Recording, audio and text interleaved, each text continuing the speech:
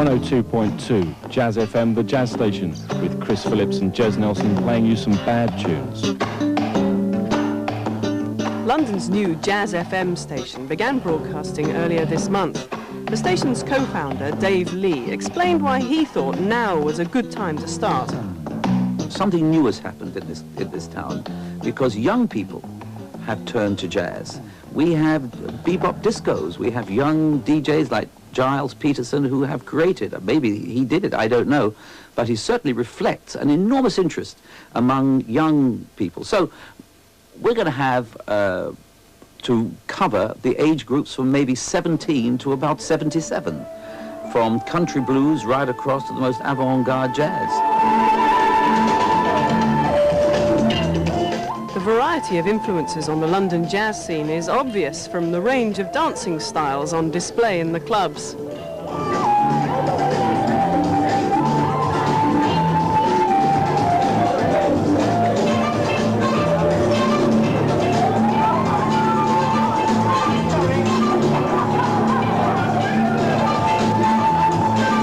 DJ Giles Peterson explains further. We've got a whole kind of new, fresh, original dance thing happening here, which takes moves from the past, Nicholas Brothers, trained movements from ballet, but it's also merging that with hip-hop and house moves and coming up with something totally original and exclusive, and that's great, you know. So the dance thing is one of the most important things about what's happening in this country, and it's really important that some of the bands that are coming through are going to be performing with dancers. Not choreographed, freeform.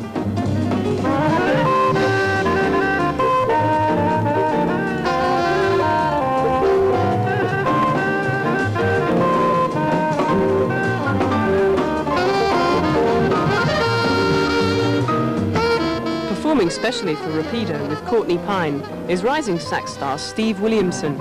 He describes the kind of audiences he's been playing to. I get all sorts of people coming up to me and they're saying, "Oh, I'm into rock music, but I didn't think I'd like your music, but it's really good." And you know, this is the first jazz concert I've ever been to, and all sorts of people come. All sorts of people come to the gigs. You know, and that's a great thing at the moment.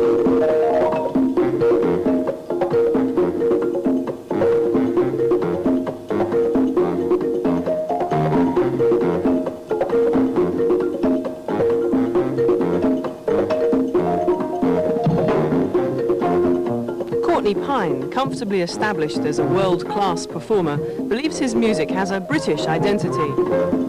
What makes me a British musician? I suppose it's the fact of my influences. I mean, it's kind of obvious, like in the set we play a tune which was used, the Andy Pandy song. It's like a nursery rhyme. We actually play it in the set. And somebody from, I don't know, Switzerland wouldn't know that song. Somebody from America wouldn't know that song. But we actually play it because we're from this country. Poetic vibes, a masculine bass, a flute and drums, a pick up the pace. Piano keys on a spiraling flight, that's jazz, poetry in black and white. Brilliant colors, glowing hues, intimate expression. Jalal Nuruddin of the influential American band The Last Poets recently moved to Britain. He's convinced the future of jazz lies here. I would like the artists here in England, you know, to develop and reach their maximum potential, because here I feel like they picked up where America left off at, because America's not generating anything new. They're just repeating, you know, what they've already done. You know, whereas here in England and in France and other parts of Europe and other parts of the world, you know, they're picking up on it and taking it to the next level. And that's what I'm about. As James Brown says, I'm a contemporary artist.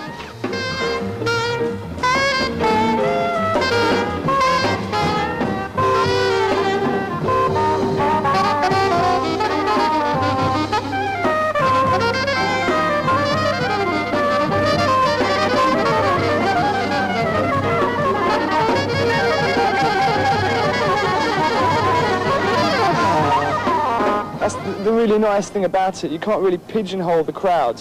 You can't pigeonhole the music anymore. Not only are the crowd changing, but, you know, you're getting rappers playing with jazz musicians. Public Enemy with Branford Marsalis. De La Soul sampling Ray Charles. The Jungle Brothers sampling Flora Purim and Airto. It's a complete sort of mix And that's the 90s, and that's where music's going, and jazz is at the forefront of that.